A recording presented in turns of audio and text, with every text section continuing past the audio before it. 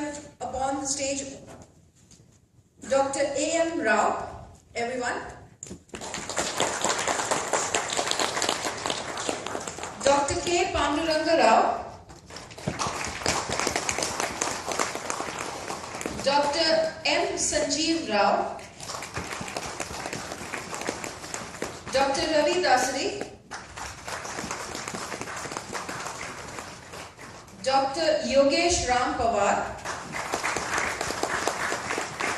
And a moderator for the evening, Dr. Sri Nagesh Chatarajapalli. I would request all our dignitaries to please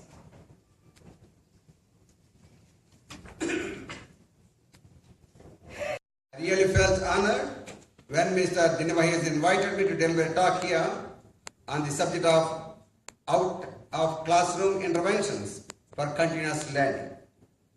Though the purpose of our gathering is known to you all, I feel it is my bounden duty to speak few words on this occasion as a little senior to you all, nothing else, nothing special in this. To be frank with you, I am neither a professor nor academician to talk on theories after theories. What are the management jargon you have been going through today? The same management jargon I went through when I was a student of Andhra University Walter 30 years back, and applying the same theory to the practice by virtue of my professional interaction with hundreds and hundreds of people day in and day out. Whatever the experience I got, I came here to share with you all. Therefore, you need not waste your time once again. You all know very well today the topic given to me is out of classroom interventions for continuous learning. Good. At the same time, education plays very, very important role for the development of every individual in this world. Along with the education, along with the qualification, he also requires certain qualities. Blend of these two together only will make the man success. Alone education, though you are a professor, though you are one of the qualifications you have, alone education has no meaning at all. When you talk of this subject, most of the people, when the people are becoming so successful, how the people are becoming successful, if you put the same question to the society, immediately society reacts. If at all the individual is very, very qualified, from the reputed institutions like IIM, the otherwise IIT, ISB and so forth, those people can shine like anything. If at all the statement is true, the students who are coming out of the portals of these institutions should rule the industry. But regard says no. That means something else is required along with the qualification.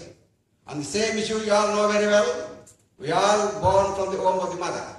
When the birth process is one and the same, why very few people are becoming successful, why not others? What must be the reason? On the same issue recently, a study was conducted at Stanford University for a period of 2.5 years. They have collected 100 highly successful people from the entire globe. Conduct the study for 2.5 years. Finally concluded, whatever the qualification you have, that qualification will make you success. Whatever the degree, whatever the qualification, 1, 2, 3 degree, whatever you have, ultimately whatever the qualification you have, that qualification will be useful for the success of any individual only up to 15%. Then whatever the remaining 85%, that all depends upon the attitude. Until unless you have the right attitude, you cannot win. This particular attitude depends upon the personal traits. And the personal traits depends upon the human behavior. That's how it is decided, and ultimately the man who has got this particular qualities only will shine like anything. I taking this particular lead, and we made this out of classroom interventions for the continuous learning. When you talk on this subject, this 15% the educational, and 25% of the experiential, and the remaining 60% of the experimental. When you talk of the educational, the training, self-study, online courses, conferences, seminars, distance qualification. What are the qualifications you have? Ultimately, this qualification will give you the knowledge, no doubt about it. Ultimately, you are supposed to apply this qualification, this knowledge, the base to an experiential. You are supposed to put it into the experience. Otherwise, whatever the amount of qualification I have, if I don't put it into the experience, that has no meaning at all. If you go for the experience, first the education, then put it into the experience, blend up these two together, then only you will get the sufficient knowledge to do the experimentation. Otherwise, if at all you jump to the conclusion, forget about the experience, start with the education and jump to the experimenter, then what happens? What happens to Sanjay Gandhi? The beloved son of so-called Indira Gandhi's son. This gentleman, the moment he got the education, with the authority of his mother, he said he called the topmost pilot, experienced pilot, the Indian pilot, and took the flight into the air. Once he got into the air, forced the pilot to leave the cockpit, and this gentleman got into the seat and he starts flying. Within 7 minutes after taking the flight, he hit the ground and both the pilot and Sanjay Gandhi died. That means most of the people forget about the experience, move to the experimentation. There the failure comes. And here experiential learning. One is the mentoring, then coaching, feedback, outbound learning, knowledge sharing, internal and external associations. What is experience? When you talk of the experiential, this experiential essentially means that learning and development are achieved through personally determined experience and involvement. Until unless the individual, after having the qualification, after having the knowledge, after having the trainings, whatever it is, once you put it that particular thing into the experience, individually involved, heart and soul within himself, then only he can understand the experience, then he can proceed further. When you talk about this, you have hundreds and hundreds of books are available how to do swimming. So nicely he has written.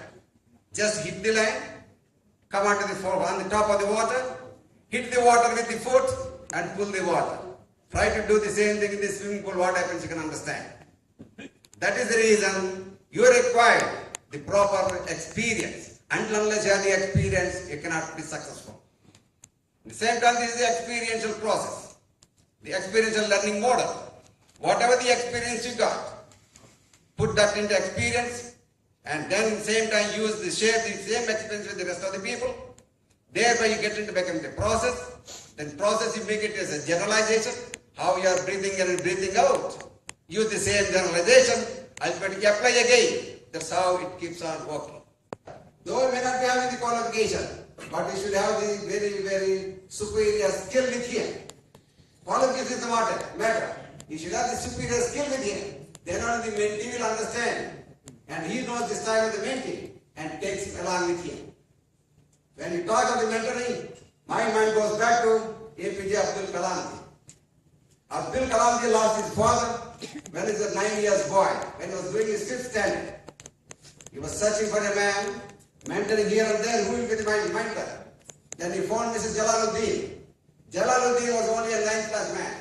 In spite of that, he has given all the values to him. Nurtured his boy, how he's supposed to come up. And he used all the mentoring skills with him. And that's how he not only became the prime, he not only became the scientist, he became the doctorate and became the president of this country. Ultimately got 47 doctorates with him. Ultimately got Padma Bhushan, Padma Vibhushan and Bharat Ratna. That is the strength. If at all you have the right mentor, where this man takes you along with you. That's the quality one should have. And the same time here, the second one is the coaching. Coaching is the place where the coach will understand the boy, understand the candidate, and is the very best out of him. Very best out of him. That's the strength of the coach. When you talk of the coach, my mind goes back to Edson Pile. Edson Pile, for your information, he lost his father when he was a 14 years boy. He was selling the peanuts. One thing is he has got the lucky is he born in Brazil and his house is near to the arena, international arena. This boy was selling the peanuts. While he was selling the peanuts, this man was playing with a small football, a rubber football. He was playing. And at the same time in the evening, he was selling the same peanuts in the beach. The coach, when he went to the beach along with the lover, saw this boy was not allowing the ball to fall onto the floor. He was kept on hitting the ball with both the legs together. Ultimately developed the craziness towards the ball, how the every inch of the Pile started playing the football. Then the coach saw this boy when he was 14. Coach came near to him. I am the coach of this country. I don't understand how you are able to play and not allowing the ball to fall onto the ground. Would you like to come along with me? He was also waiting for the same occasion. Some coaches was waiting to see. Then this boy was taken to the capital and trained only for 3 years. From 14th year, for 3 years, that means by the age he got the 17th, Peter was the alone man, human being available in this universe who played for 4 Olympics. That means right from 1954 to 1970. He played 4 Olympics and got the gold medal for his country. And he scored 1,250 goals in the international arena. And the country has awarded him with a 6 kgs golden football to the Pele. All the credit goes to the coach. The man who coached him in a particular direction, there were individuals gone so bad. The next one is feedback. Since the individual is involved in the matter, he never bothers whether it is going in the right direction or not. He will not have the time to think. He will not understand what mistakes is committed. He is proceeding further. At the same time, the man who is at the rear of the individual, he will understand whether things are going in the right direction or not. And he will give the skill gaps, he will understand and advices. When you talk of the particular feedback, my mind goes back to Mr. Muthuraman. Dr. Muthuraman, the managing director of the Tata Steels. This gentleman, for your information, twice in his Tata life itself, he was fought. He was a failure. In spite of that, the top management was given full support to him and let him proceed further. The same Muthuraman was the man who turned around the Tata Steel and he got the international fame for both the company and himself. The train was moving along with them. Thereby, they leave the classroom, getting into the outbound. Thereby, when they get into the nature, whether it's the trekking, whether it's the swimming, whether whether going in the boating, whatever it is you do, quite different from that of the regular job of the classroom. Thereby, his mindset will be totally different. Thereby, he develops a lot of benefits he gets, the individuality, courage, confidence, coordination, goal setting, remove phobias, mental blocks, understanding the real life problem. So many things, so many benefits he gets. That's great. And thereby he regenerates and comes back to the job with much more vigor, with much more better performance he can do from the next day too.